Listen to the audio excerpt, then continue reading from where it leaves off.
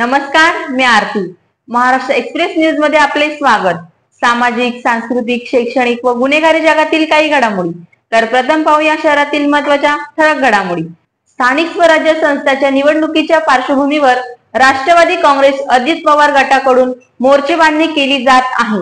त्या अनुषंगाने कल्याण पश्चिम मध्ये विधानसभा अध्यक्ष उदय जाधव यांच्या नेतृत्वात कार्यकर्त्यांचा पक्षप्रवेश व नवीन कार्यालयाचे उद्घाटन केले जात आहे. याला अनुसरून गुरुवारी कल्याण पश्चिमेकडील बिर्ला कॉलेज येथील वॉर्ड क्रमांक 17 चे अध्यक्ष हरीश सुनील भोईर यांच्या जनसंपर्क कार्यालयाचे उद्घाटन राष्ट्रवादी अजित पवार गटाचे जिल्हाध्यक्ष जगन्नाथ अप्पा शिंदे यांच्या हस्ते व प्रदेश उपाध्यक्ष प्रमोद हिंदुराव यांच्या प्रमुख उपस्थितीत पार पडले.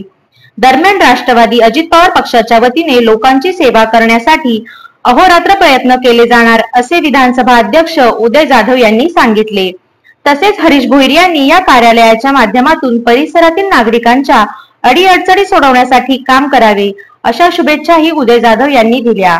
यावेळी ब्लॉक अध्यक्ष भगवान साठेदाजी, जिल्हा सचिव मनोज नायर, विधानसभा सचिव प्रकाश हरड, कला संस्कृती जिल्हाध्यक्ष हेमंत यादगिरे, विधानसभा उपाध्यक्ष सुधीर भोईर, बापू कापरे, ब्लॉक अध्यक्ष श्याम फुलारे, शकील बागवान, अध्यक्ष अर्चना डोळे, महिला उपाध्यक्ष नंदिनी जाधव, निलेश गायकवाड, शेनाज अशरफी, मनीषा जाधव, पूजा भोसले, झीनत कुरेशी, शबनम शेख, सुमती कोहली आदींसह राष्ट्रवादी पक्षाचे पदाधिकारी व कार्यकर्ते मोठ्या संख्येने उपस्थित होते.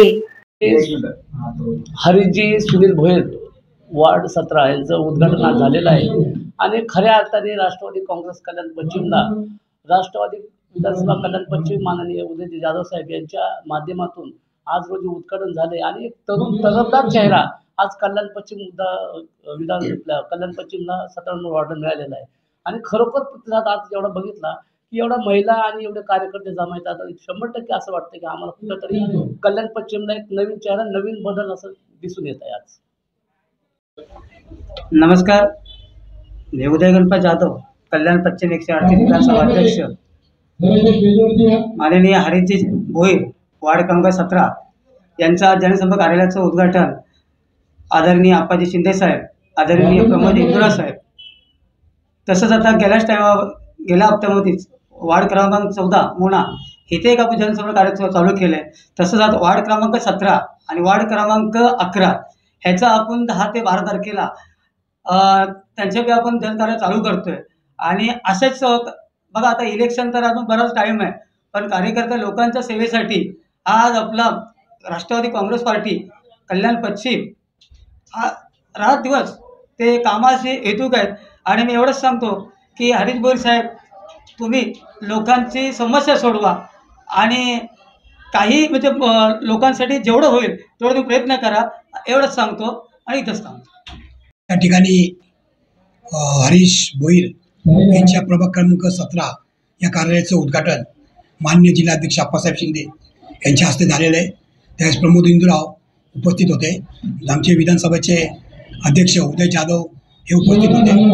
ज्याप्रमाणे आम्हाला महायुतीला लोकसभेला अपयश आल्यानंतर विधानसभेला आम्हाला यश आलं, यश आल्यानंतर महायुतीचे सत्तेमध्ये आम्ही आहोत, त्यामुळे आम्हाला कार्यकर्त्यांमध्ये एक जोश निर्माण झाला.